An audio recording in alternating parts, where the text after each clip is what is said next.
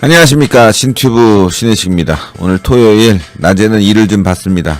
방송이 없었는데 걱정하시는 분들도 많을 겁니다. 근데 뭐 걱정하지 마십시오. 늘 여러분들과 함께 하니까요. 어제는 서울구치소에서 방송을 했습니다. 박근혜 대통령의 고통, 아픔, 그리고 우리 시민단체들 앞으로 어떻게 해 나가야 될지도 얘기했고요. 뭐 입장은 다르지만 어쨌건 대한민국 살리는 거 그 길로 모두 가야 된다고 생각합니다. 자, 문재인 정권 비리가 한두 가지가 아니네요. 오늘은 밀수권까지 터지고 있습니다. 이재명은요 지금 당을 갈라치기 하고 있습니다. 당이 지금 분열이 되고 있어요. 민주당이 잘 됐죠. 국민의힘 원내대표 선거 끝나고 이제 전당대회가 있는데 아마 잘 될 겁니다. 예. 진중권이가 또 이런 얘기하대요. 국민의힘 뭐 지금 아사리 판이다.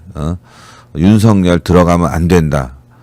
그렇죠. 맞습니다. 그런데 진중권의 생각과 제 생각이 다른 건 뭐냐면 진중권은요 국민의힘, 우파 이게 박살나길 바라는 거거든요. 사실은. 근데 저는 애정어린 충고죠. 좀 다릅니다. 결이 다르다는 거 여러분들 그걸 알고 보시면 될 것 같아요. 진중권이는 레코드판처럼 뭐 했던 소리 또 하고 했던 소리 또 하고 예. 뭐 별로 귀담아 들을 얘기는 없는데 언론들이 계속 받았으면서 이 진중권이가 자꾸 국민의힘을 공격하다 보니까 이 우파가 마치 분열되는 것처럼 보이는데 그렇지 않습니다, 여러분들. 지금 이제 정비가 돼가고 있는 상황이니까 예, 여러분들 하여간 좀 부족한 점이 있어요. 예, 초선들 마음에 안 들고 여러 가지가 불만족스럽지만 그래도 민주당보단 지금 상황이 훨씬 낫다 이렇게 말씀드릴 수 있을 것 같습니다. 자, 첫 소식 전하고 그 다음에 여러분들과 소통하는데 먼저 말이죠. 구독 안 하신 분들 구독 버튼 빡, 예? 추천 버튼 빡. 예, 구독과 추천은 돈이 들어가는 게 아니니까 들어오자마자 여러분들이 구독 추천으로 성원해 주시면 제가 방송할 때 큰 도움이 됩니다. 네. 자, 그러면 첫 소식부터 전하고 난 뒤에 그리고 여러분들과 소통도 하고 이야기도 하고 오늘은 좀 재밌게 달려보도록 하겠습니다. 뭘 산 거야? 미쳤어! 해수부 장관 후보자 아내 고가 도자기 불법 밀수 판매 의혹. 예. 자, 이게 이제 다가 아니에요. 엄청나게 많아요. 예, 사진 보면. 박준영 해양수산부 장관 후보자의 아내가 영국에서 고가의 도자기 장식품 등을 무더기로 사들인 뒤 귀국하면서 관세도 내지 않고 판매한 것으로 나타났습니다. 박 후보자가 영국에서 외교관으로 근무할 때 아내가 최소 수천만 원대로 추정되는 도자기 장식품을 대량으로 샀는데 외교관 이삿짐으로 반입하면서 세관 신고도 하지 않은 것으로 나타났습니다. 이게 외교관이니까요. 행랑을 통해서 막 들어오거든요. 그러면 그거 이제 외교 협정이 있기 때문에 이걸 들여다보지 않아요. 예. 근데 그걸 악용해서 예. 이렇게 관세도 물지 않고 고가의 도자기들을 가지고 사서 들어왔는데 이게 지금 영국에서 수천만 원대라고 하지만 이 대한민국으로 들어오면요 이게 3배 이상 더 뛸 수도 있는 거예요. 예? 억대죠, 억대. 그리고 말이 수천만 원대지 더 있을 수도 있다는 얘기예요. 이 사람이 뭐 카페를 하려고 한다 뭐 이 얘기도 이제 뒤에 나오지만 그게 아니라 이건 누가 보아도 판매용입니다. 네. 자, 1일 국민의힘 김선교 의원에 따르면 박 후보자가 2015년부터 2018년 영국 대사관에서 재직하는 동안 후보자의 아내는 찻잔, 접시 세트 등 도자기 장식품을 대량으로 구매했습니다. 영국 브랜드, 프랑스 브랜드, 예, 국내에서 고가에 판매되고 있는 제품들이라고 해요. 박 후보자 아내는 도자기 장식품 수집이 취미가 있다고 얘기하고 있는데 에이 아니지. 판매용이지. 그리고 여러분들 영국 브랜드, 프랑스 브랜드 해갖고 고가는요, 하나에 몇백만 원씩도 해요. 몇백만 원씩. 그러니까 이게 엄청난 거라니까. 국내에 들어오면요, 엄청나게 프리미엄이 붙어서 판매가 될 수 있는 거예요. 박 후보자 아내는 2018년 귀국하면서 이를 세관에 신고하지 않고 외교관 이삿짐으로 반입했습니다. 문제는 박 후보자 아내가 지난해 경기도에서 카페 영업을 시작하면서 이 물건을 판 것입니다. 김 의원은 세관 신고도 하지 않고 외교관 이삿짐으로 들여온 도자기들을 도소매업 허가를 받지 않고 판매한 건 명백한 불법이다라고 말했습니다. 또 장기간 박스 상태로 보관했다가 판매가 가능한 시점에 개봉했다면서 처음부터 판매를 목적으로 들여온 것이다. 그쵸, 판매죠. 예. 자, 관세법 위반이고 도소매업 허가도 받지 않은 판매는 불법이다 이겁니다. 네. 자, 박 후보자 아내는 자신이 운영하는 카페, 인스타그램 등 소셜 미디어를 통해서 각종 영국 도자기 사진을 올리고 판매 사실을 홍보하기도 했습니다. 아내가 운영하는 카페, 인스타그램에는 뭘 산 거야? 얼마나 많이 산 거야? 내가 미쳤어. 씻기느라 영혼이 가출되었다. 목욕 후 너희는 광이 나고 나는 식은땀이 난다는 등의 글을 올린 거예요. 얼마나 열심히 닦았으면. 들여온 도자기를 직접 닦아 판매한 것으로 추정이 됩니다. 도자기 장식품들을 모아놓고 일명 떼샷을 찍으면서 때로 그냥 샷을 찍었다는 거죠. 사진을. 도자기 장식품들을 홍보하기도 했습니다. 작년 10월에는 오늘은 박스 풀기라는 제목의 사진을 올리고 박스 장식품들을 꺼내는 사진도 올렸습니다. 보세요. 어마어마하죠. 어마어마해. 카페에서 이렇게 비싼 거 못 내놓습니다. 예, 여러분도 아시겠지만 호텔이면 모르겠지만 호텔도 이런 거 잘 안 내놓지. 깨지잖아요. 맘대로 막 쓰니까. 이건 누가 보아도 카페용이 아니라 판매용이죠. 판매용. 예? 수집용이 아니라 판매용입니다. 판매용. 예? 잘 팔릴 것 같은 것들 여러 개를 이렇게 수집해 놓은 거죠. 판매용. 그래서 자기 카페에서 팔고 있던 거예요. 내가 외교관이었는데 우리 남편이 영국 가갖고 프랑스 거 제일 좋은 거 사왔습니다. 이거 백화점 가면 100만 원인데 조금 싸게 해줄게요. 뭐 이런 식 아닐까요, 여러분들? 밀수죠, 밀수. 얼마나 산 거야? 내가 미쳤어. 씻기느라 영혼 가출. 이런 인간을 지금 해수부 장관에 앉힌다는 문재인이. 물론 문제 부인이긴 하지만 이런 가족과 함께하는 해수부 장관. 이거 남편이 말려야죠. 하지 못하게 했어야죠. 그리고 외교관 생활하면서 얼마나 월급을 많이 받은 거야 도대체. 이게 또 다른 돈인지 출처도 확인해 봐야 돼요. 박 후보자 측은 영국에서 산 찻장 등 다기는 수집 목적이었으며 거짓말이죠. 수집 목적 아닙니다. 이를 한국에서 판매하게 된 것은 의도치 않은 상황이었다. 거짓말이죠. 그러면서 이러한 판매가 불법임을 알지 못해 사전에 판매업 등록을 하지 않은 것에 대해서는 잘못을 인정하고 송구스럽게 생각한다. 밀수죠. 판매업 위반이죠. 세금 내야죠. 처벌받아야죠. 양아치들입니다. 이 새끼들. 근데 문제는 말이죠. 이 외교 행랑으로 얼마나 많은 물품들이 또 들어왔을지, 다른 외교관들을 통해서 또 얼마나 많은 우리의 또 귀중한 자산들이 빠져나간 건지 알 수가 없어요. 여러분들. 알 수가 없다고. 이거 대대적으로 조사해야 돼요. 이거 걸린 거 이거 하나뿐이 아닐 거라고. 이거 대대적으로 조사해야 됩니다. 이 문재인 정권 하에서 벌어지는 일들은 이건 단순한 일들이 아닌 거예요. 왜 그러면 이런 사람, 이런 거 올리고 했는데도 얘가 해수부 장관이 됐을까? 이 사람이. 뭔가 냄새 나죠? 이런 거 좋아하는 거 여자들끼리 좋아하잖아. 그렇죠? 청와대에 넘버 1, 2가 있는데 넘버 1이 김정숙이고 김정숙도 이런 거 좋아하나? 혹시 김정숙한테도 선물한 거야? 뭐야? 손혜원이는 여러분 아시겠지만 그 나전칠기 그거 김정숙한테도 막 보여주고 선물도 한 것 같은데. 자, 이것도 뭔가 냄새가 나요. 해수부 장관이라는 한 사람이 지금 후보자인데 이런 거를 지금 들어온 그 부인이 있다. 밀수한 부인이 있다. 또 판매까지 했다. 아주 개판 5분 전일 겁니다, 여러분들. 이거 단순하게 볼 게 아니에요. 검찰들 이런 거 제대로 조사해야 되는 거예요. 이런 거 지금 외교관 행랑들 지금 들어올 때 그냥 들어오는 게 아니라 이제부터는 조사 다 해야 돼요. 깔끔하게 싹 조사해야 됩니다.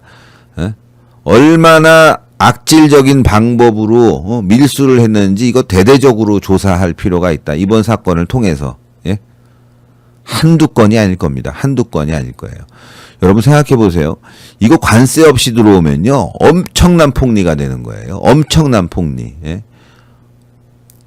이거 뭐 도자기니까 도자기도 엄청나지. 그쵸? 근데 예를 들어서 귀금속. 예? 이거 뭐 엄청나지 않겠어요? 그러지 않을 법이 그러지 않을 거란 보장이 어딨냐. 그러지 않을 거라는 다른 외교관들이 그러지 않을 거라는 보장을 할 수가 없는 거야. 할 수가. 예. 이 보세요 사진 이거. 이거 어마어마하잖아. 완전 무슨 신안 앞바다에서 건져 올린 것 같아 이거. 야, 이 개새끼들입니다 완전히. 근데 얘네들이 이렇게 장난치면서 자랑까지 한 거는 뭐냐? 아유, 말릴 사람이 없다는 거야 이 정권이 그동안은. 견제의 대상이 없는 거예요. 완전히 나라를 멋대로 마구잡이로 헤쳐먹었다. 예, 그걸 단편적으로 보여주는 아주 충격적인 사진입니다. 충격적인 사진. 예. 자, 여러분들 너무너무 감사하고 추천 버튼, 구독 버튼 부탁드리고요. 흑당버블티님, 아유 김보리님, 흑당버블티님 너무너무 감사합니다. 늘 이렇게 끊임없이 또 어떤 조건 없이 늘 지지해 주시는 여러분들 너무너무 감사합니다. 네. 김병준님, 아유 또 감사합니다. 김병준님도 감사하고 어제 제가 서울구치소에서 이제 방송을 했는데 오늘 모 유튜버란 사람이 저를 엄청나게 또 비난을 했나 봐요. 다른 분이 전화가 왔어요. 그래서 아하 이거 뭔가 왜 비난을 했을까 봤더니만 제가 박근혜 파리를 한대요. 박근혜 파리를. 그러니까 서울구치소 갔는데 제가 박근혜 파리를 한다는 거야. 박근혜 파리를 다시 시작했다. 신해시기가. 저 여러분들 박근혜 파리 할 생각이 없어요. 저희 컨텐츠에 박근혜 대통령 석방이 주가 아니에요. 저는 이재용 석방이 주고 또 박근혜 대통령 명예회복은 변희재 대표나 최대집 대표 이런 분들 하면 돼요. 저는 그냥 참여만 해주는 거예요. 참여만.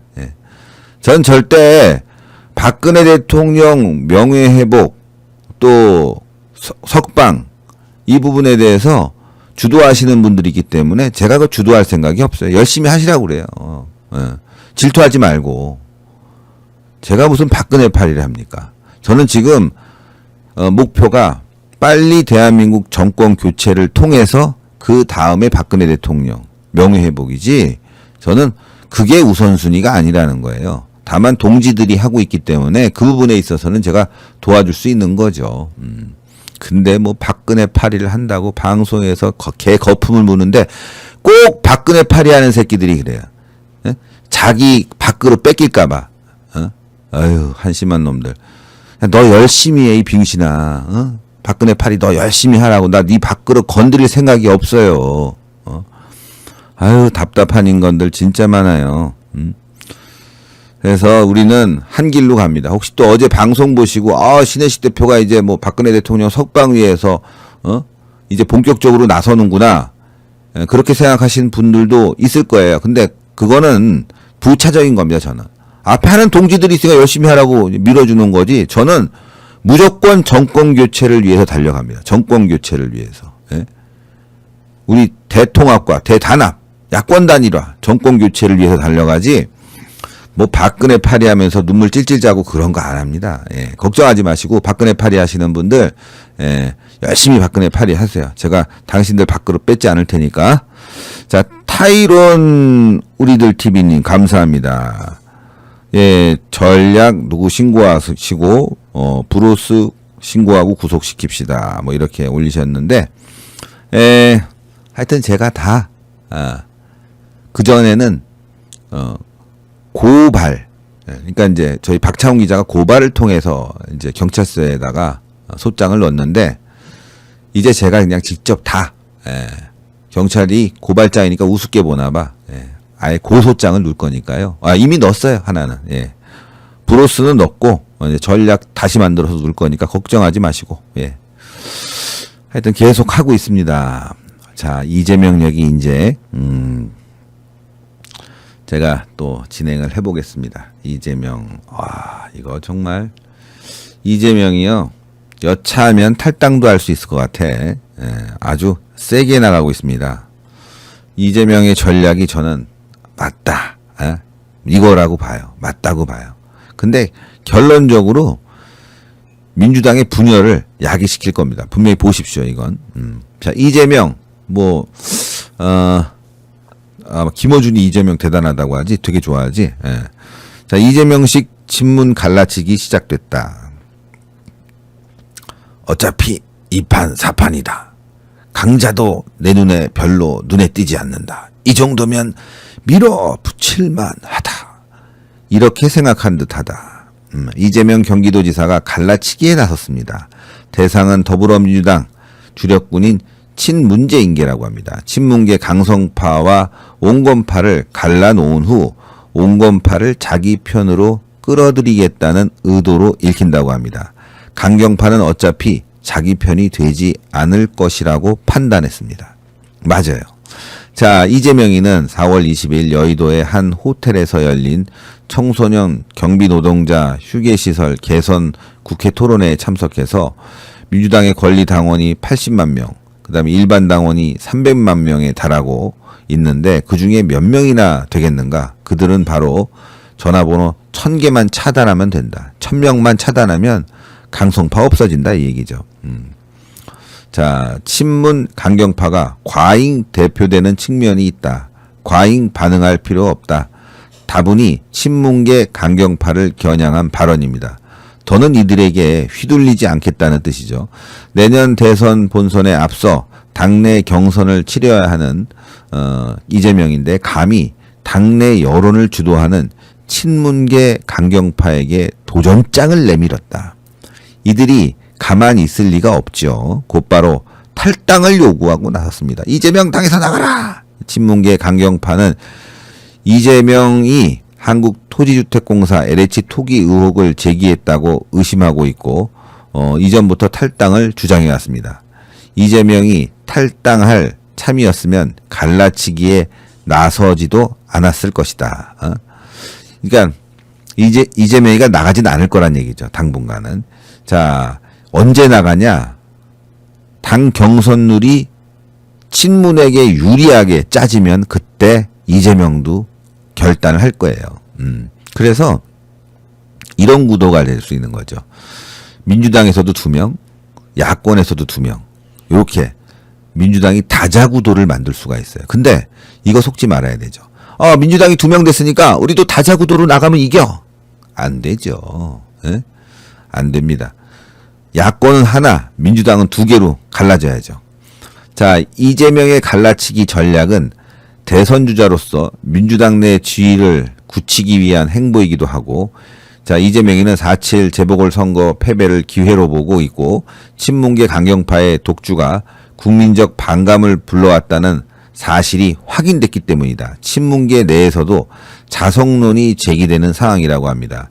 이 지사가 틈을 놓칠 리 없습니다. 재보선 결과가 나오기 무섭게 친문계 강경파에 대한 공세를 강화한 이유가 그거라는 거죠.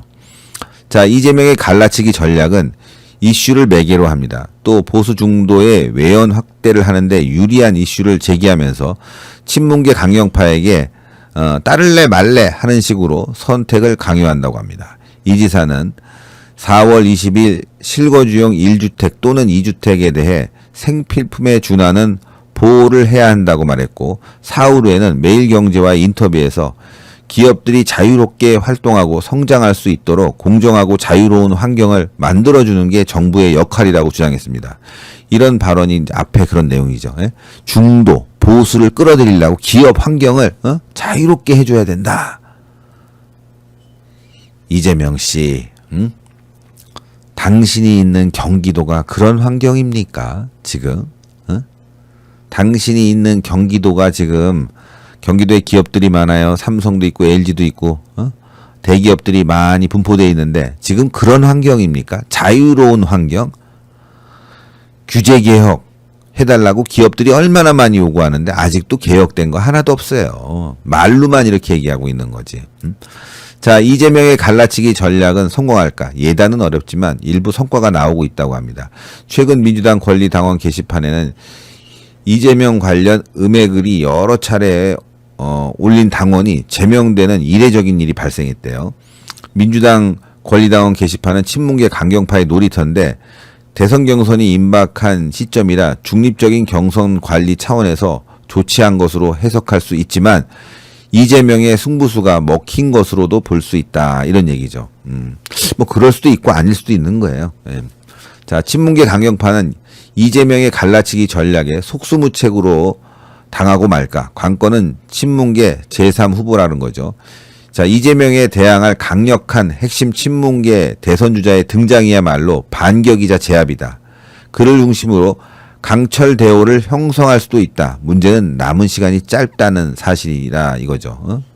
당내 경선이 임박했다. 그래서 유시민이 나올까 했는데 유시민이 지금 한동훈한테 아구창을 세게 맞았어요. 그래갖고 지금 기소가 됐지 않습니까? 허위사실 유포했다가. 그런데 또 모르죠. 원래 이 좌파들은 뻔뻔하니까 나올 수도 있는 거예요. 지금 그래서 강력한 친문 핵심 인사의 등장, 이게 누굴까? 대선주자. 아무리 봐도 유시민뿐이 없거든요. 아니면 이제 김경수가 살아나야 되는데 김경수를 무죄를 준다고 해서 국민들이 김경수를 좋게 볼 것인가, 이런 부분이 있는 거죠. 결국은 지금 이재명의 독주는 계속될 거라고 보는데 이 강경 친문이 이걸 놔둘 리가 없어요. 그리고 당내에서 아무리 강경이라고 해도요, 민주당 성향에 있는 사람들은 그런 사람들을 이해해요. 아유, 얼마나 아끼고 사랑하면. 이재명이 저거 갈라치기 저거 너무한 거 아니야? 결국에는 이재명이 손해를 보는 상황으로 갈 거라고요. 손해를 보는 상황으로. 누가 힘이 세냐? 중간에 있는 사람들은 움직일 거란 말이에요. 지금은 이재명 쪽으로 움직이겠지만 당내 경선에서 친문에게 유리한 경선 관리, 그러니까 경선 룰이 짜지게 되면은 이거 봐라, 이재명 안 되겠네? 그럼 또 이동하는 겁니다. 이재명이 지금 어떻게 보면은 자기 살기 위해서 뭐 아주 승부수를 띄운 건데 어쩌면 이거 죽는 수가 될 수도 있어요. 민주당 제88조에 따르면 전대 180일까지 후보 선출을 마쳐야 한다고 합니다. 이거 늦추자고 하고 있잖아요, 지금. 늦추자고 하고 있다고. 내년 대선은 3월 9일이라 늦어도 9월 중순에는 후보를 정해야 합니다. 불과 4개월 뒤라고 하는데 지금이라도 혜성처럼 제3 후보가 나타나야 하지만 보이지 않습니다. 유력 후보였던 김경수 굉장히 힘들죠. 예. 지금 최종심도 6월 이후에요.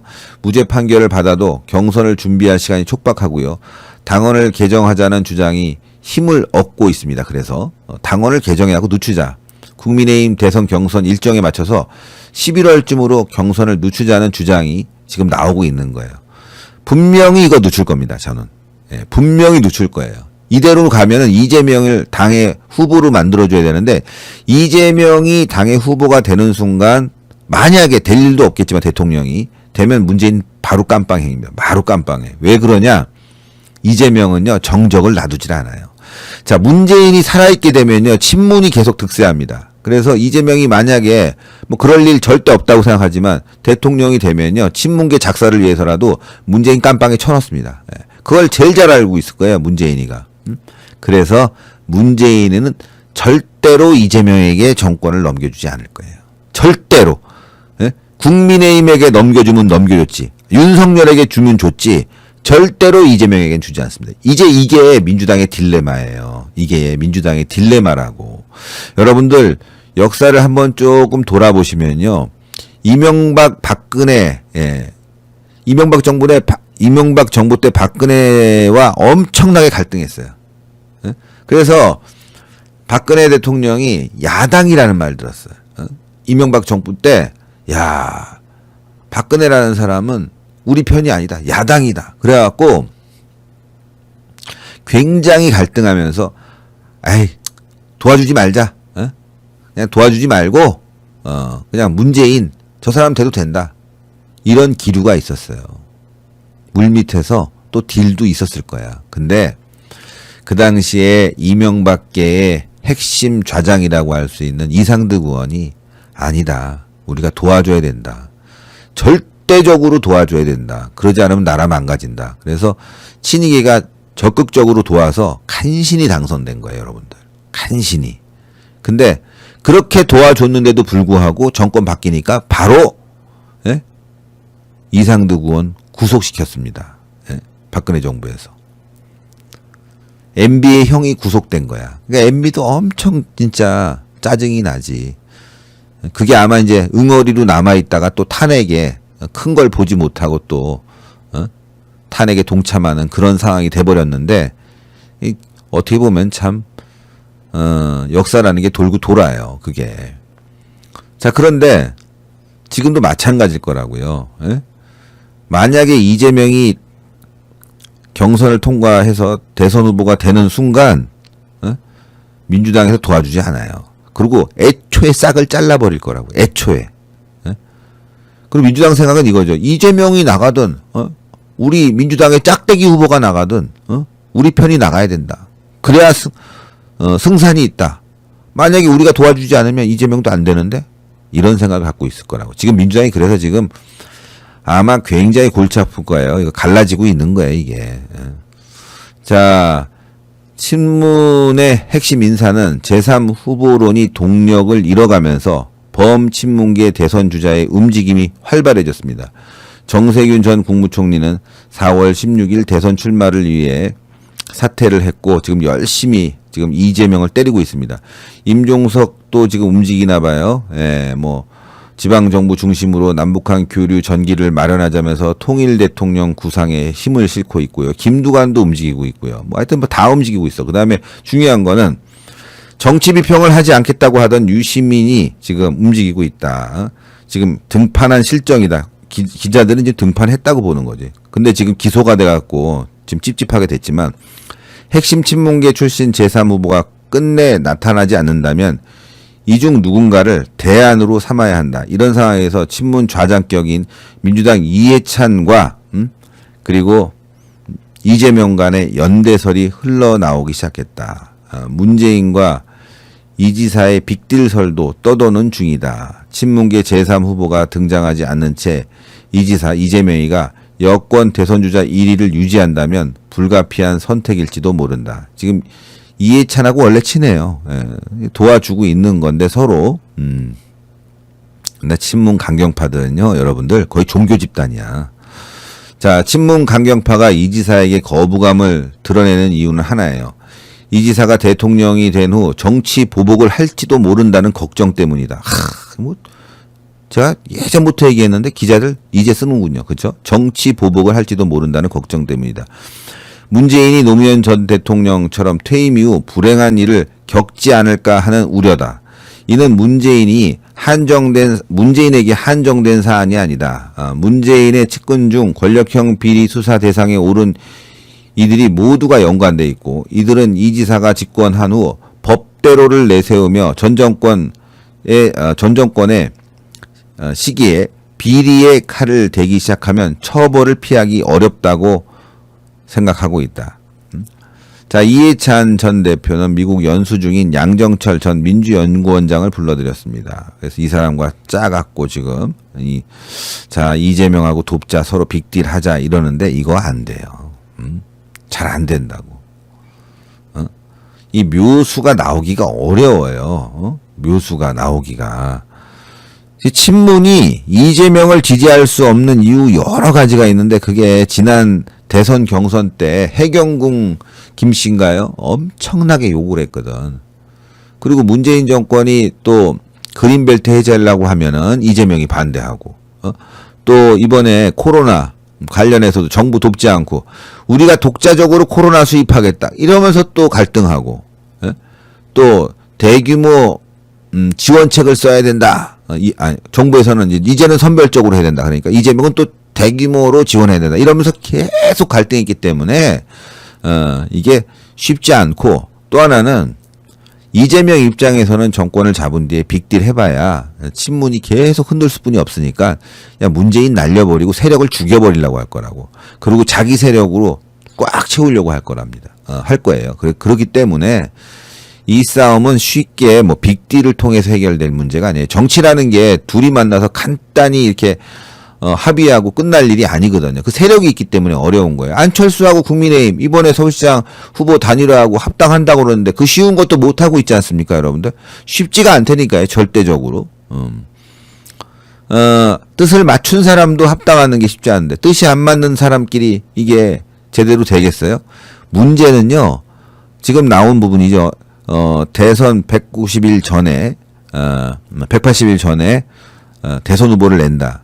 이거 이번에 당대표 되면요, 당원 당규 바꿔갖고 이거 줄일 겁니다. 아마. 그러면 이때부터 이재명 돌아버리지. 예. 이재명 탈당할 수도 있어요. 예. 그러면 이제 민주당에서 2명 나오죠. 근데 이게 민주당 내에서 생각하는 커다란 그림일 수도 있는 거예요.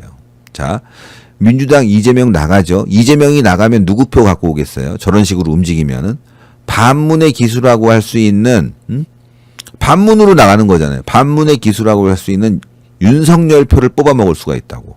그럼 윤석열 지지율이 떨어져요. 이재명과 비슷해져. 그럼 국민의힘은 이런 생각할 거라고. 야, 이제 우리 후보가 나가면 국민의힘이 날로 다 먹을 수 있어. 이렇게 생각하면서 사자구도가 되면은 민주당이 유리한 거예요. 여러분들, 호남 표는요, 특히 민주당 표들은요, 결집을 해요. 분산이 안 됩니다. 야, 이번에 4명인데, 야, 결집하자. 그러면 이재명에게 갔던 표들도 또 윤석열에게 일부 간 표들도 다 민주당으로 가버린다니까. 그러면서 우리 우파만 찢어지는 거예요, 우파만. 지금 민주당이 그런 작전을 쓸 수도 있는 거예요. 이재명 내보내서 사자구도로 해갖고 어차피 지는 것 같다. 이번 선거는 야권 단일화로 해갖고 우리가 질 수도 있어. 그러면 아싸리 질 바에는 이런 묘수를 내갖고 4명이 나가게 하는 거야. 그래서 국민의힘이 안일하게, 또 윤석열도 야, 이거 뭐 어차피 혼자 나가도 되는 거 아니야, 이렇게 안일하게 방심하게 만들어 놓는 거죠. 이걸 우려하시는 분들도 좀 있습니다, 여러분들. 예, 그래서 이 소식을 조금 길게 여러분들께 말씀을 드렸어요. 예. 뭐 하여튼 뭐 제가 그동안 이렇게 평론하면서 이렇게 분석해드리는 것들, 제가 선제적으로 얘기하면 나중에 이게 뒤따라서 기사가 나오잖아요. 제가 이게 그냥 여러분들께 말씀드리는 보도가 아니라는 거예요. 제가 그래도 주요한 분들 만나서 정보도 듣고 그다음 취재도 해서 나오는 보도니까 여러분들 주변에 좀 많이 알려주시기 위해서 추천 버튼, 구독 버튼 눌러주십시오. 자, 봉거리TV님, 형수 봉지, 이게 또 문제가 된다고. 이재명 형수 봉지도, 형수 봉지뿐이에요. 지금 또 있잖아요. 여배우 검은점, 물건점, 여배우가 말한 물건점, 이것도 지금 난리가 났어요. 난리가 났다고. 근데 더 큰 게 있습니다. 예, 더 큰 게. 기다려 보십시오.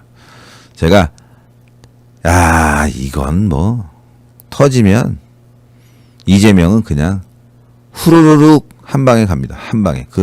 지금 얘기할 필요 없어요. 지금 얘기하면은, 그때 가서 써먹으니까, 이후에 저희가, 여러분들, 자료가 다 있는 거니까, 이후에 여러분들께 그때 가서 말씀을 드릴게요. 자, 지금 민주당이 이것뿐만이 아니에요. 지금 조홍천 의원은 거의 당을 나가려고 마음을 먹었다고, 이 사람은.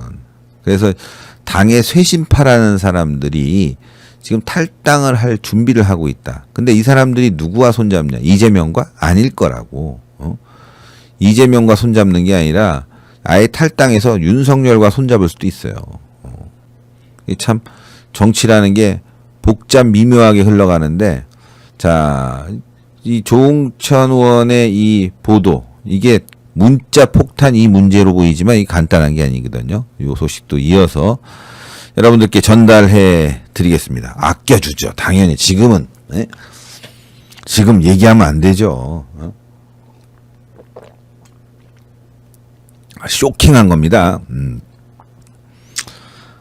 여배우 관련 설, 이걸 확실하게 매듭질 수 있는 아주 쇼킹한 얘기가 있습니다. 좀만 기다리면 한 서너 달 내에 터지니까 기다리십시오. 민주당 경선 때 터뜨려야지. 자, 그 다음 보도입니다. 민주당 쇄신파 조홍천 문제는 위선과 내로남불이다. 아예 나가려고 맘먹었어요. 이제 조홍천 나간다니까. 이건 100%예요.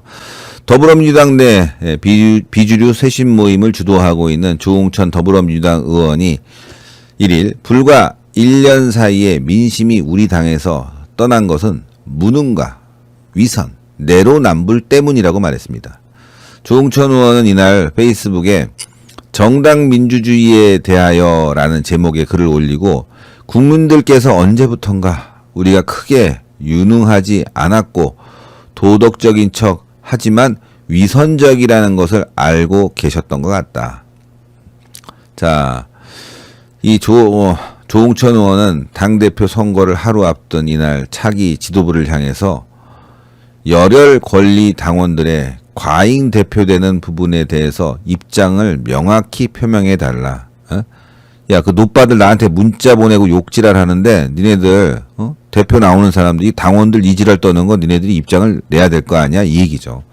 자, 조홍천 의원은 최근 강성 친문 지지자들로부터 욕설 섞인 문자 폭탄을 받았지만 이 때문에 민주당 쇄신을 주장하는 것은 아니라고 밝혔습니다. 조 의원은 저도 사람인지라 아직도 욕설이나 육두문자 섞인 메시지를 보면 찰나적으로 이거 뭐지 씨팔 이런 생각이 들기는 한다. 이젠 근데 그런가 보다 하고 넘어간다고 말했습니다. 저도 그래요. 저도 하도 막 욕질할 옆에서 막 하니까 질투하고 요즘은 아이고 미친놈들 박근혜 팔이 니네나 해라 이러면서 그냥 넘어가요. 그러면서 제가 문자 폭탄에 퍽 민감하거나 일상생활에 지장을 받는 등 불만이 있어 새삼 이 문제를 제기하는 것이 아니라는 점을 분명히 밝힌다. 그는 개인적으로 무슨 욕을 먹어도 좋으나 제발 진심을 곡해하지 말아달라면서 대선 승리를 위한 간곡한 제안이라고 얘기했습니다. 조 의원은 강성 친문 지지층의 문자 폭탄에 대해 우리 진영의 불공정성을 그대로 드러내놓고도 반성할 기미가 보이면 좌표를 찍고 문자 폭탄을 날리고 기어이 입을 다물게 했다. 당 지도부는 한술 더 떠서 미사역으로 우리의 불공정성을 감추려는 문자 폭탄을 두둔했다. 그렇게 당원들은 원팀, 원보이스가 돼갔고 그 결과 민심과 당심이 괴리가 생겼다. 민심 위반도 일어났다. 자, 그는 이번 논쟁에서도 내로남불, 이중적인 잣대가 불거지고 있다. 긁어 부스럼을 만들지 말라는 정도는 양반이다. 뭐가 문제냐 넘어서 문자폭탄에 좋은 일이다까지 까고 있다. 표현의 자유를 강조하면서 문자폭탄을 두둔하는 의원들을 비판한 것이라고 해요. 조 의원은 불과 1년 사이에 민심이 떠난 이후로 위선과 내로남불을 꼽으면서 내 눈에 대들보는 두고 남의 눈에 있는 티끌만 탓했다. 조 의원은 5.2 전당대회에서 새 당대표가 선출되면 당내 비주류 쇄신파 의원들과 함께 강성 지지자들의 문자폭탄 대응을 포함한 당의 쇄신안을 요구하기도 했습니다. 조 의원은 민주당의 4.7 재보선 참패 직후 당 쇄신을 주장하는 의원들을 따로 접촉하면서 문자폭탄 문제 등에 관한 인식을 공유한 것으로 알려지고 있다. 예. 결국 지금 당을 나갈 거예요, 이 사람. 이건 제가 봤을 때 아주 세게 나가는 건 이런 그 민주당, 그러니까 굉장히 그 독재적으로 흐르고 있는, 전체주의적으로 흐르고 있는 이 민주당에 대해서 이렇게 세게 비판한다는 건 살아있을 수가 없어요, 당에서. 나가려고 이제 아예 그냥 맘 먹고 지르고 있는 겁니다. 아마 이제 무소속으로 남아서, 자기도 검찰 출신이니까 윤석열 돕지 않을까 뭐 이런 생각도 듭니다. 예. 하여튼 민주당이 이렇게 이재명 때문에 날리고 또 강성 친문 때문에 날리고 이것 때문에 또 조홍천 열받아서 또 조홍천도 날리고 하여튼 뭐 지금 뭐 개판 5분 전으로 막 가고 있다. 예, 여러분들 구독 다시 한번 부탁드리고요. 예, 추천 버튼 지금 뭐 한 6,000분 이상 시청하고 있는데 예, 추천을 좀 부탁드리겠습니다. 추천은요. 예. 잠자는 신의 한 수, 신튜브를 살리게 합니다. 예, 여러분들 추천 버튼, 구독 버튼 꼭 부탁드리겠습니다. 여기 보니까 문재인 대통령 만세 이렇게 올리시는 분이 있네. 예, 자, 하여튼 뭐 미친놈들 많죠 요즘. 예.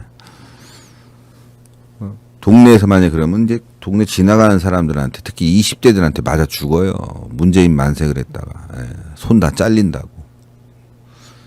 여기는 저기 채팅창이니까 저 채팅만 잘리지. 길 가다가 문재인 만세 해보세요. 한번 그거 몰래 카메라로 한번 해볼까 봐. 몰래 카메라로. 저는 문재인을 사랑합니다. 그러면 길에서 근데 위험하다. 맞아 죽겠다 진짜. 그런 몰래 카메라는 하지 말아야지. 맞아 죽는 건 하면 안 돼. 예. 자, 그 다음에 이 비트코인 문제 이걸 얘기를 안 할 수가 없는 게 이게 난리가 나서 지금 뭐 전국이 지금 이게 예전에 바다 이야기는 잽도 안 돼요. 잽도 안 돼. 예. 잽도 안 될 정도로 지금 나라가 지금 투전판이 됐어요. 투전판이. 가상화폐 넉 달 뒤가 더 문제다. 코인판 뱅크런 우려. 넉 달 뒤면 은행 실명 계좌를 받지 못한 가상화폐 거래소는 아예 영업을 할 수 없게 됩니다. 지금도 일부 거래소는 신뢰도에 문제가 있는데 이 때문에 코인 시장에서 이른바 뱅크런이 발생할 수 있다는 우려가 나온다. 거래소가 지급 불능 상태가 돼 투자자들이 아무것도 돌려받을 수 없다는 얘기다. 비트코인 등 100개에 가까운 가상화폐가 상장돼 있는 거래소인데요. 겉보기에는 아무 문제가 없어 보이지만 사실 몇 달 전부터 코인을 현금화 시켜주지 않는다는 민원이 빗발치는 곳입니다. 예? 코인을 현금화 시켜주지 않는데 투자자들은 한 달째 출금이 안 된다거나 아무리 문의해도 묵묵부답이라면서 답답한 심경을 토로합니다. 거래소를 믿고 거래했지만 맡긴 자산을 찾을 수 없는 상황이라는 거죠. 문제는 오는 9월이면 이런 일들이 동시다발로 벌어질 수 있다는 겁니다. 특정금융정보법 개정안으로 은행 실명제 계좌를 발급받지 못한 거래소들은 문을 닫을 수밖에 없기 때문입니다. 그 전에 투자자들은 몰려가서 대규모 출금을 요구하는 이른바 코인판 뱅크런이 발생해 거래소가 지급 불능에 빠질 수 있다는 우려가 나옵니다. 최근에는 코인 개발사가 불법 다단계 의혹에 휩싸여 해당 코인이 하루아침에 상장 폐지되는 일도 벌어졌다 이거예요. 예? 근데 정부가 아무런 대책이 없어요. 오히려 이거를 뭐 합법화 시켜주겠다고 하는데 문제는 아까 좀 전에 얘기했지만 이게 암호화폐가 위험한 건요, 여러분들. 암호화폐 자체의 가치는 있지만 시장에 나와서 이거로 물건을 사거나 뭐 자기가 경제적 활동을 하는 거는 어렵다 이거예요. 현금으로 바꿔야 되는 거예요.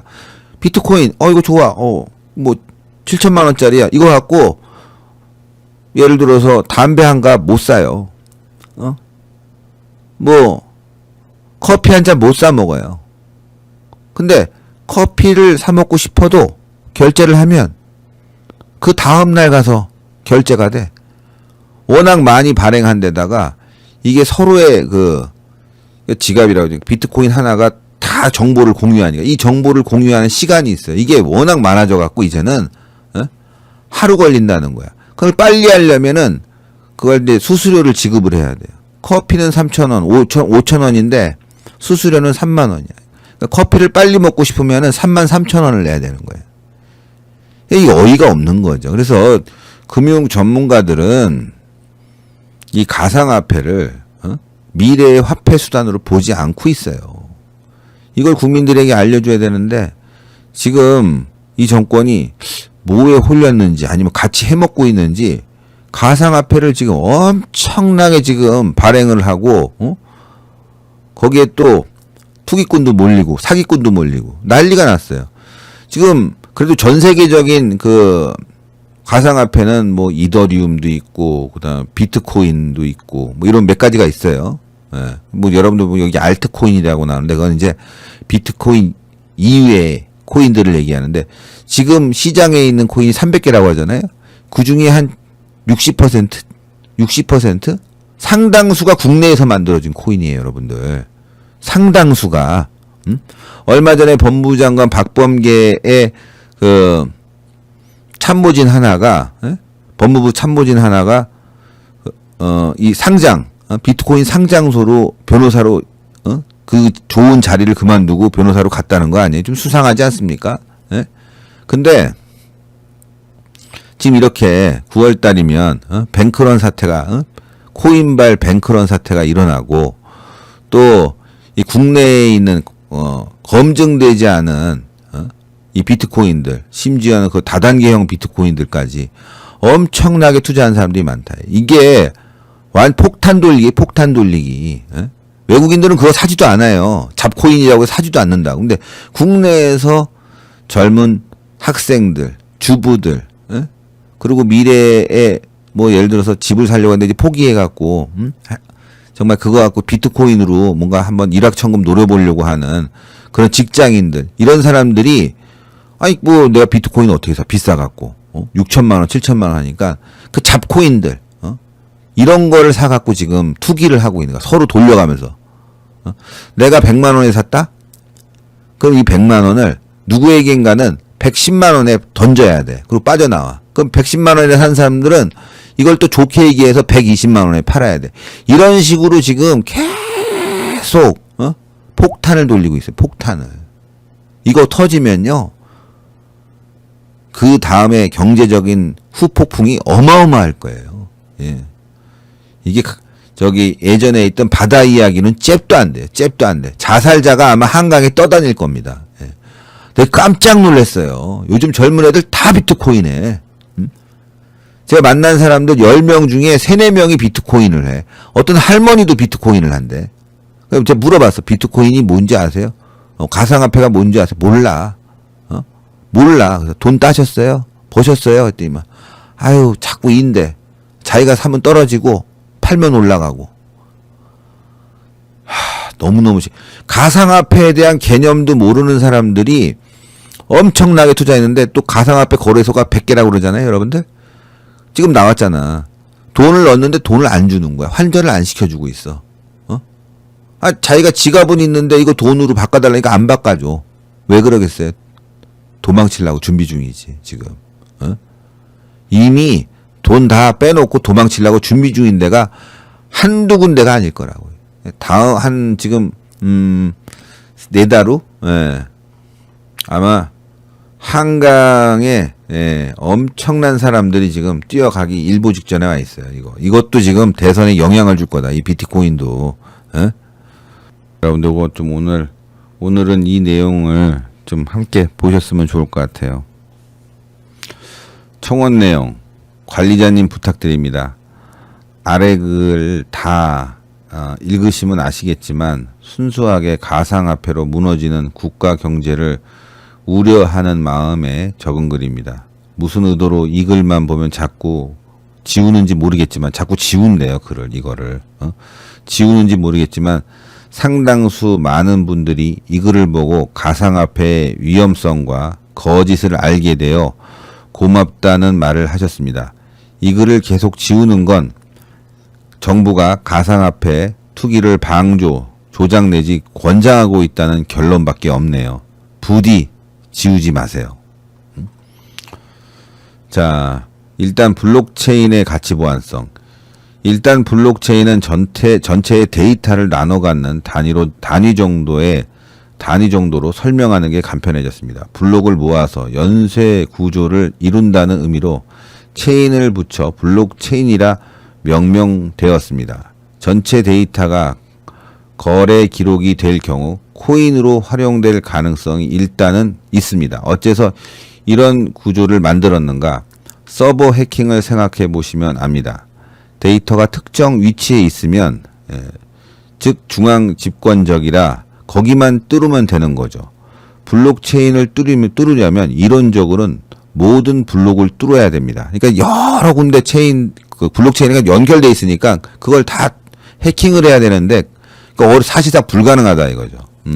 그렇기 때문에 보안은 안전하다 이거예요. 대조적으로 분권화되어 있다고 말할 수 있죠. 하여간 사실상 불가능합니다. 하나의 블록을 뚫어도 다른 블록과 대조를 통해서 도로 복구되거나 애초 승인이 떨어지지 않을 겁니다. 따라서 보안성 측면에서는 엄청나게 뛰어나다고 할 수 있죠. 그런 의미에서 블록체인은 기술적으로 가치가 있습니다.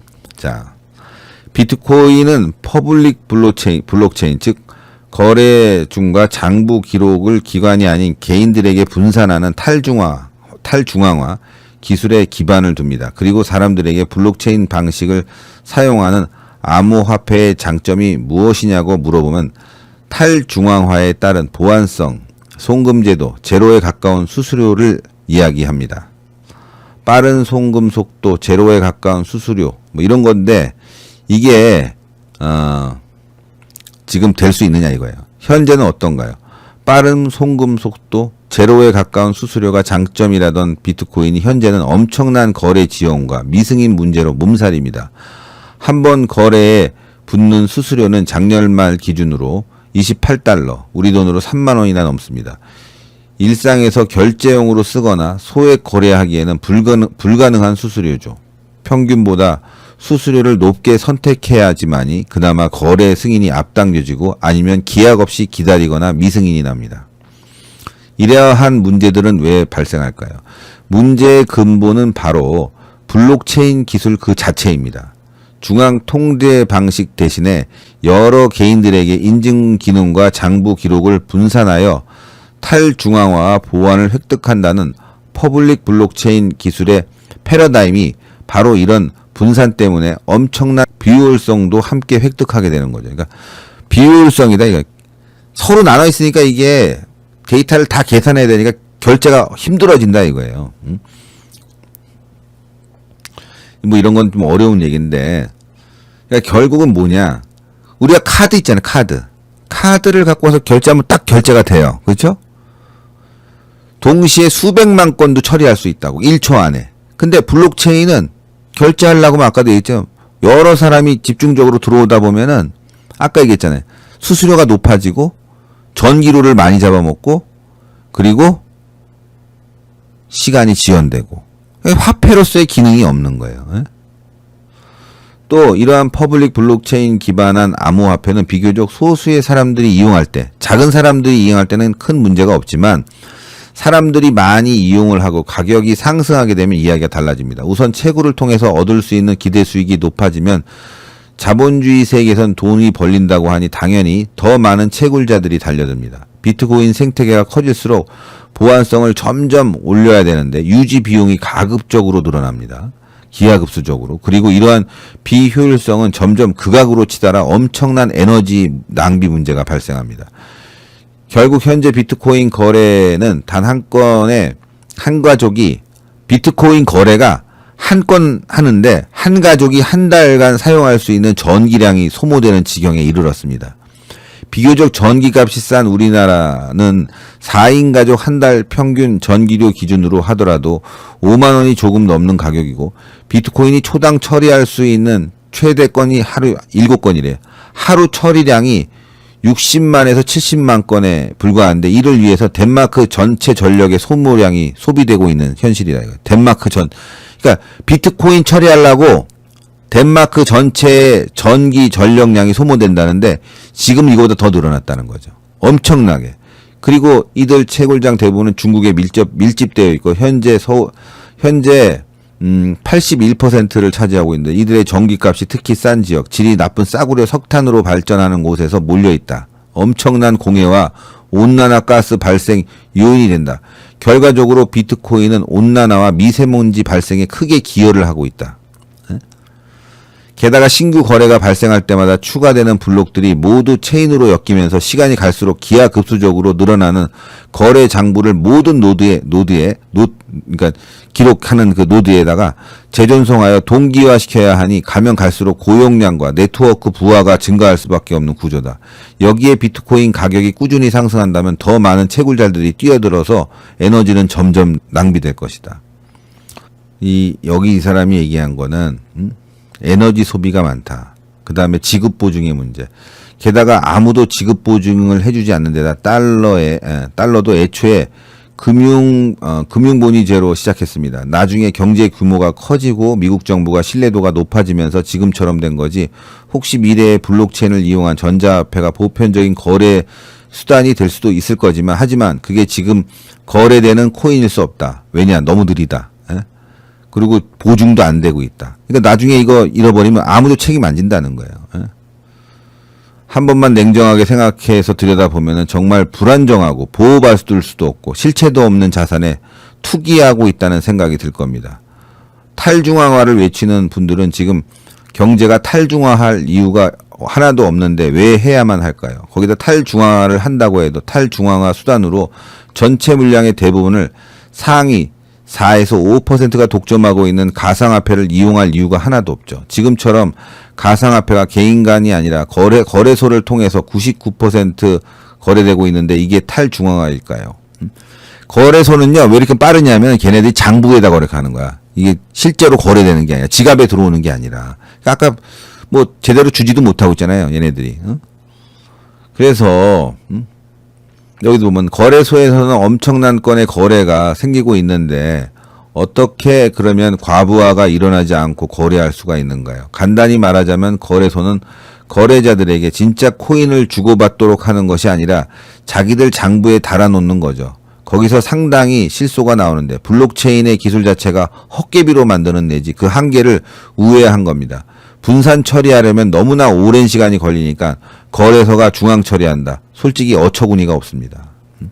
코인은 거품인가? 부동산을 사랑하는 분들이 그렇습니다.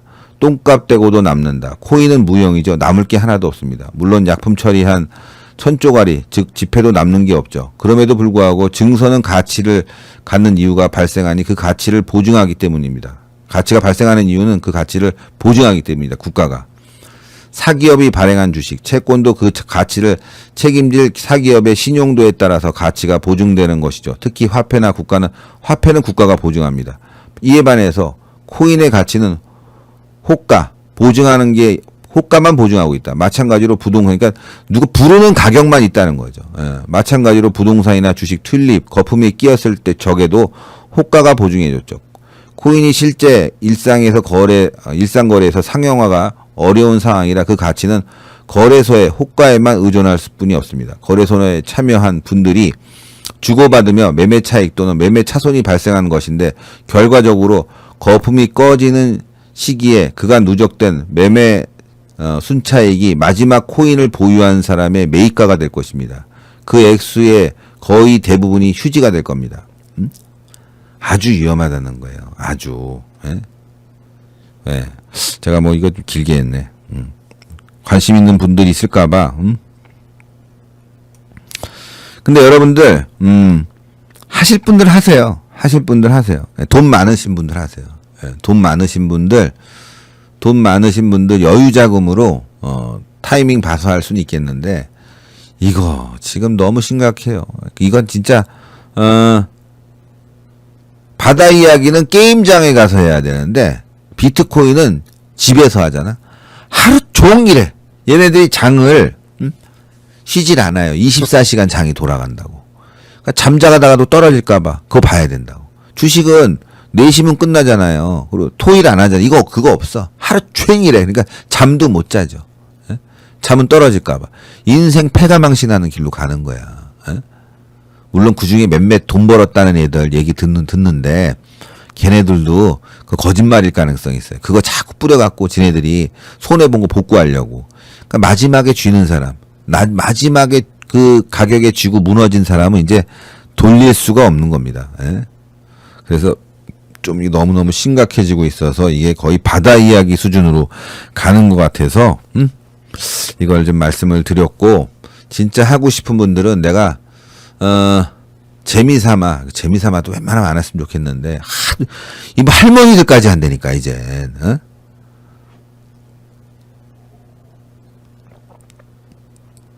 그래서 참 나라가 지금 병들고 있다. 국민의힘이 이걸 젊은이들이 피해본다고 해갖고 제도권 안으로 들어와서 이거를 미래의 기술로 블록체인 기술을 이용하겠다. 꿈 깨라고 그러세요. 지금 얘기했잖아요. 어마어마한 전기를 잡아먹고 그리고 효율성은 어마어마하게 떨어진다 이거야. 어마어마하게. 한 번 거래하기 위해 비트코인을 하나를 거래하기 위해서 모든 그 비트코인을 가진 모든 사람들의 장부에 기록을 해야 되는데 이 전기료가 한 번 거래할 때 한 가정에서 쓰는 전기료를 쓴다 이거예요, 여러분들. 카드 한 번 이렇게 딱 체크하는데 그렇게 전기를 많이 써요? 아니잖아요. 이건 어마어마한 전기를 잡아먹기 때문에 국가적 낭비다. 이것 때문에 지금 난리가 나고 지금 집안이 풍비박산 나는 사람들이 나오고 있는데, 그래서 이 문재인 정권이 이거를 방조하고 있는 것 같아요. 세계에서 가장 지금 과열화되는 게 대한민국이거든요. 이 비트코인이. GW 김님 감사합니다. 우한폐렴을 이겨내자님 감사합니다. 그다음 문학마 악기들님 감사합니다. 예.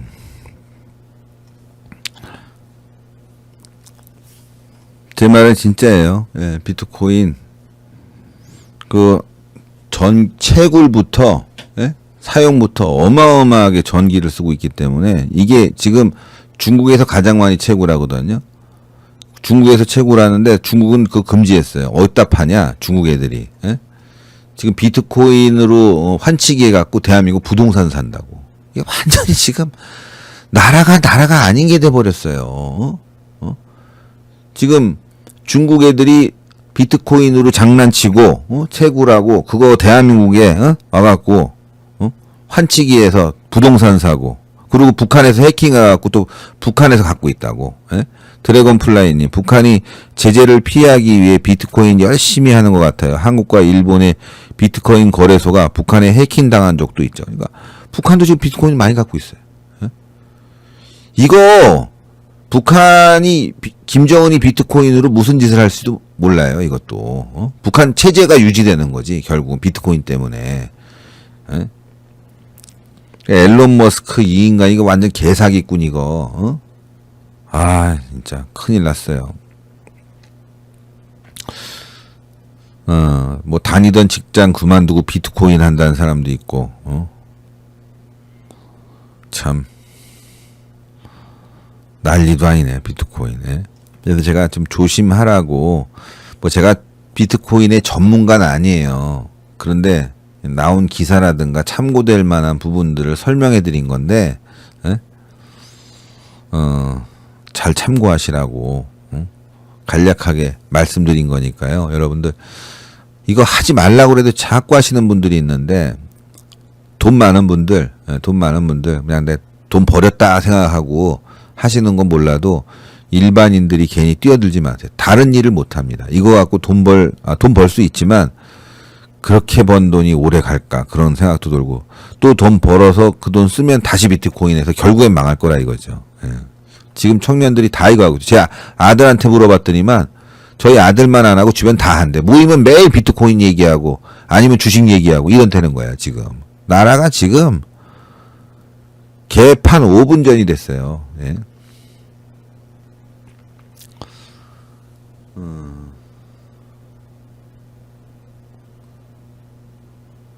자, 오늘은 정치 뉴스가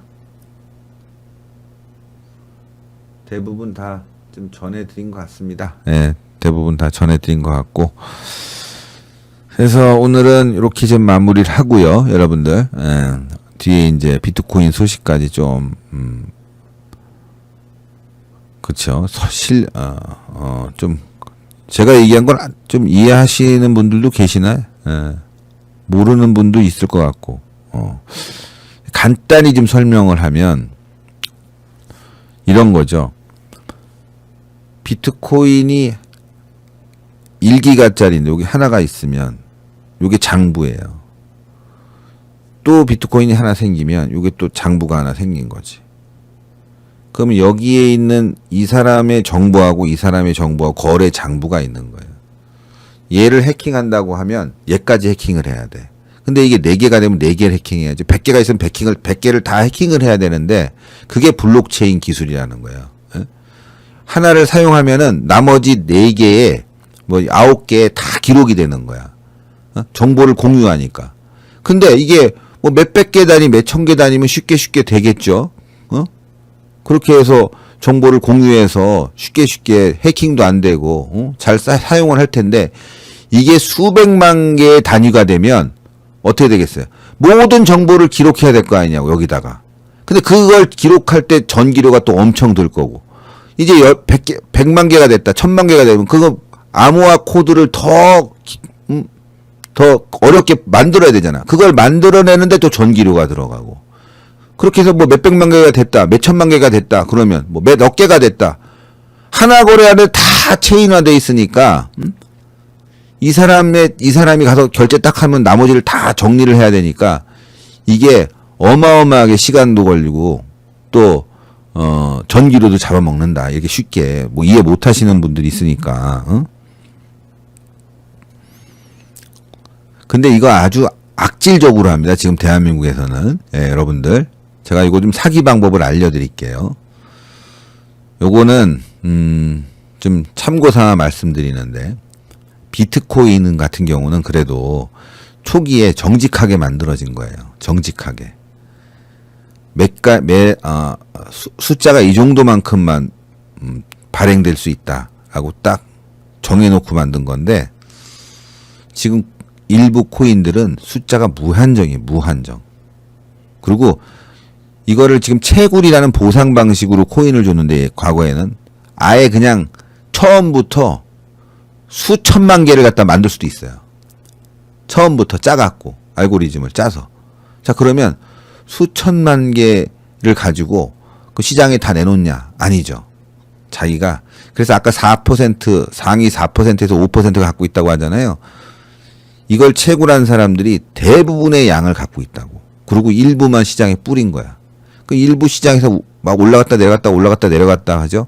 그 가격의 변동폭만큼 얘네들은 어마어마하게 갖고 있기 때문에, 예? 이 개미들이 움직여갖고 걔네들을 누를 수가 없어요. 절대 누를 수가 없다고.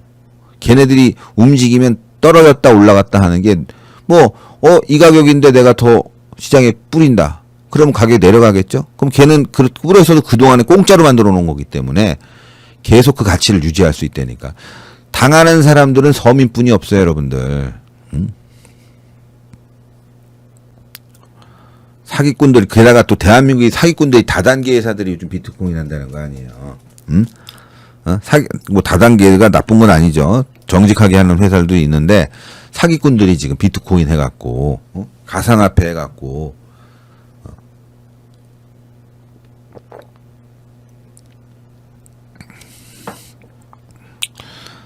자, 하여튼, 그래서, 하여튼 조심하라고 말씀드리는데, 이게 지금 다음 대선에 엄청난 이슈가 될 거라고. 엄청난 이슈가. 예, 국가가 마비된다. 예. 큰일 났어요. 그쵸? 자, 그래서 저는 오늘은 요 정도 하고요. 내일은 오후에도 방송을 2개 하고 평상시처럼, 그리고 또 한밤의 토크도 진행하도록 하겠습니다. 예. 그래서 좀 교육을 좀 시켜서 젊은 사람들 못하게 막아달라고, 예, 말씀드립니다. 히든 위너님, 비트코인 아주 악질입니다. 중국에 돈 기부하고 싶으면 코인 하시길. 점점 알게 될 겁니다. 놀랄 겁니다. 예. 그러니까 중국에서 가장 많이 캐내거든요. 그리고 또 거래소는 대한민국 이용해서 하는 거니까. 그리고 얘네들이 요 말씀. 국내에 있는 애들이 외국에 나가가지고 비트코인 이거 자기네들이 만든 거 있잖아요. 이거 상장을 시켜. 만들어서 마치 외국에서 만든 것처럼. 근데 우리 국내에서 만든 거야. 그러고 나서 막 뻥튀기 한다고. 어떤 코인이 몇십 원짜리가 하루 만에 5만 원 됐다는 거 아니에요. 그랬다가 다시 2만 원으로 떨어졌다는 거 아닙니까? 근데 걔네들은 중간에 다 작전을 친 거지. 피해들 엄청 보고 있어요, 지금. 예. 아마 중국에서 애들이 이거 장난치면 대한민국 경제 박살 날 거야. 근데 내가 봤을 때는 이거 문재인 정권에서 조장한 걸 수도 있어요. 얘네들이 이거 조장할 수도 있다고. 옛날에 과거에, 바다 이야기처럼. 큰일 났어요. 큰일 났어요. 이거 좀 길게 말씀드렸는데, 예. 정말 큰일 났습니다. 예. 차라리 주식을 하세요. 맞아요. 차라리 예? 주식을 하세요. 여러분들 회원 가입해 주시고. 자, 마지막은요. 광고만 하나 할게요. 예. 광고만. 여러분들 마스크 100매. 예, 요거 신튜브에서 수개표 운동하고 이재용 석방 운동하는데 마스크 100매. 100매예요. 요거 2박스들이에요. 50매짜리. KF94 마스크 2박스 드리고요. 그다음에 박정희 대통령 머그컵 이거 2개 드립니다. 이 2개만 이게 하나에 3만 원짜리잖아. 어디서? 그러면 이게 2개면 6만 원인데. 2개 드리고 그다음에 수개표 마스크 2개 그리고 여러분들 같이 드리는 마스크가 있는데 여기는 그림이 없어요. 근데 요거는 UV 필터 기능이 들어간 고급 항균 마스크입니다. 면 항균 마스크인데 이거는요 시중에서 5,000원. 아마 비싸게 사면 10,000원에 사요. 이거 4장 드려요. 4장. 그리고 이재용 석방 스티커, 수개표 스티커 이렇게 포함해서 예, 어마어마하게 드립니다. 그다음에 수개표 배지 그러니까 다 포함해서 5만 원이에요. 사실은 이게 머그컵 2장 값도 2개 값도 안 되는 거지. 거기에 이 마스크 다 들어가는데 5만 원. 그리고 이거 100장. 지금 여러분들 준비해서 예, 마스크 앞으로도 계속 써야 되는데 예, 이거 미리미리 지금 사놓으시면 좋을 것 같아요. 예, 010-5572-2283 여기다가 문자로 주문해 놓으시면 됩니다. 예, 010-5572-2283 주문하면 단문자 가는데 거기다가 직접 일일이 이렇게 주소 써갖고 제출하셔야 됩니다. 밑에 꼭 제출 눌러주셔야 돼. 제출 안 누르시는 분들이 있는데 그리고 왜 나한테 안 보내주냐고 하는데 그런 분들은 문자로라도 꼭 얘기를 해주세요. 문자로 주소 보내주시든지 해갖고 010-5572-2283 010-5572-2283입니다. 예. 그리고 어버이날 돼서 마지막으로 하나만 더 소개해 드릴게요. 어버이날 여러분들 요거 어버이날보다 이걸 그래 어버이날 하자. 어버이날 선물 예. 요거 머그컵 2개 드리고요. 요건 다른 머그컵이에요. 예. 유경수 여사, 박정희 대통령 공식 영정이 들어간 머그컵. 그다음에 오리지널 구전 녹용 오리지널 제품. 요걸 23만 원에 드리는데 백화점보다 싼 거예요. 게다가 머그컵 2개까지 드리니까 아주 좋은 거거든요. 어버이날 선물로 너무너무 적당할 거예요. 너무너무 다들 좋아하시니까. 머그컵도 요거 나온 거 있죠? 요렇게 요거. 공식 영정 들어간 머그컵이에요. 이거는 달라요. 공식 영정 들어간 머그컵. 요거 2개 드리니까 여러분들 이번 기회에 또 한번 구전 녹용 필요하신 분들이 있으면 주문 주시면 좋을 것 같습니다. 자, 저는요. 이제 오늘은 요 정도 하고 그리고 내일 오후에 또 다시 뵙겠습니다. 아유, 오늘 또 여러 가지 일 보느라 저도 좀 바빴는데 여러분들도 이렇게 또 저녁 시간인데도 많이 들어오셔서 너무너무 감사드립니다. 네. 하여간 정말 감사하고요. 진짜 비트코인 여기 보니까 또 말씀하시면 코인 가격은 비트맥스나 코인베이 바이낸스 그리고 비트코인 재단 채굴업자들이 미리 짜고 가격을 올리고 내리고 합니다. 망하고 싶으면 하세요. 쪽박 차고 싶으면 하세요. 지금 하신 분들은 있을 거예요. 지금 저 방송 보시는 분들도 적당한 시점에 빠지시든지 하여튼 신중하게 알고 하시라고. 이거 뭐 미래의 화폐 수단으로 될 거다 이런 차원으로 접근하면 절대 안 된다는 말씀 드린 거니까요. 자, 저는 그러면요, 여기까지 하고, 오후에 또 다시 뵙도록 하겠습니다. 여러분들 너무너무 감사하고요. 내일도 좋은 뉴스로 여러분들과 함께 하도록 하겠습니다. 대단히 감사합니다.